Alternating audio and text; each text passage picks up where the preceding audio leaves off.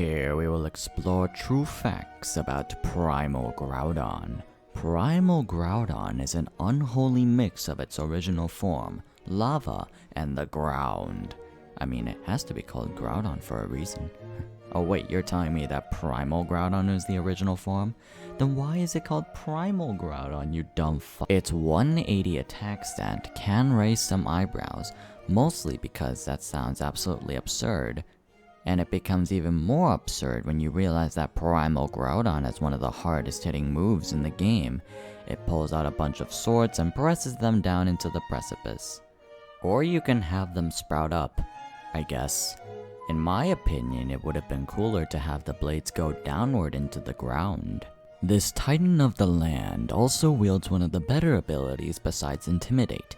He lassos the sun out of nowhere, and then he starts singing to you, "What can I say except you're welcome," like a drunk person does at a bar. How do I know about this? I don't fucking know, I watch movies for crying out loud. Alternatively, its 150 special attack stat can be used to confuse the hell out of its first time opponents, which is exactly what happened to me for the first time playing Pokemon Showdown Ubers. I mean, you would want to utilize the higher stat, right? Well, overheating or erupting into the oven doesn't sound like a good idea, except if you're this guy.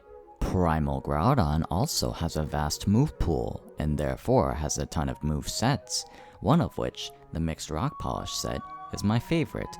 My second favorite is likely the Defensive Support set, which is probably because it is a very accurate representation of the Pokemon community itself right now, shouting hashtag bring back national decks. It's very toxic. An average speed tier, lack of recovery, and a ground type weakness are big downsides, so that makes it weak to other Primal Groudon at times. But do you think that this thing cares?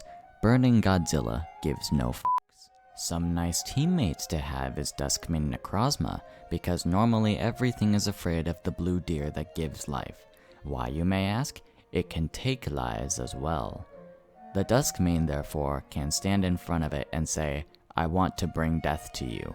Seems pretty ironic for the life Pokemon, unlike a different Pokemon here. We're jealous because the deer actually has a life.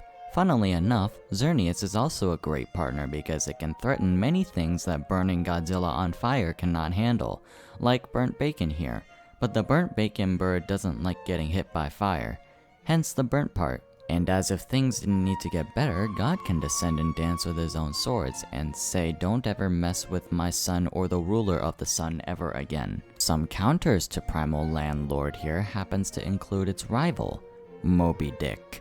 Although not able to switch in, it can threaten to switch the weather and even use its useful attack stat to hurt the angry burning lava monster with an earthquake.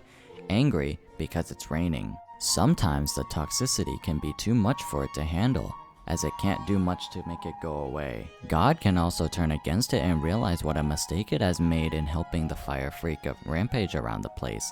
He shifts his type with a plate, no, not a dinner plate, and can cripple it with what was said before, its toxicity. And why am I showing this clip again? It does this all the time, get used to it. And if you're clicking Ice Beam, then you're probably an idiot. Lastly, its dragon brethren can ignore the weather and hit it with water and yell at it again, not just for the clash between itself and the whale, but because he says, and I quote, "Shut up, I'm trying to watch TV." But that loses to even a speed boosted monster. Just remember, if you have lava spewing from your back, then you are likely a Primal Groudon, or a gamer who fumes so much and can't win a game of Fortnite and breaks the computer in anger, which is pretty much every 10-year-old on this planet.